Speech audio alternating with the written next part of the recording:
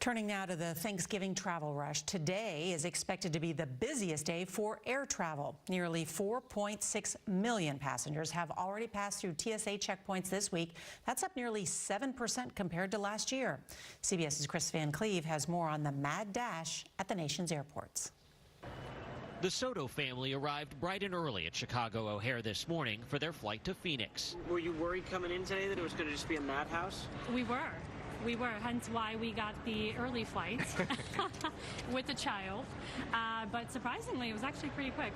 By 7 a.m., United Airlines customer service agent Edwin Gonzalez had already logged about 5 miles zipping through the terminal, keeping flyers moving. It's constantly moving. I don't stop. The FAA expects today to be the busiest in terms of flights. Roughly 48,000 are scheduled. That surge in flyers is a big test for the nation's airlines after staffing struggles this summer contributed to nearly 45,000 cancellations and more than 400,000 delays. I'm watching very closely, and I think what we're seeing is a system that's definitely improved, but still not as resilient as it needs to be. Still vulnerable to a disruption cascading through the system. With United flying 500,000 people each day, any disruption could have ripple effects.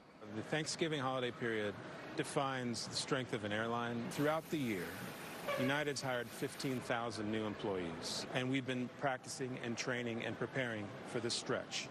We met the Crumptons heading home to Arkansas after an early Thanksgiving. It was time, and the kids hadn't been back to see Granny in a couple of years. Out on the tarmac, twins Corey and Courtney Wimberly are making sure the Crumptons' bags also got to Arkansas on time. They'll be spending Thanksgiving together, working to help others get home. Especially coming after the pandemic, everybody's just ready to be with their families and travel, so we've been really busy.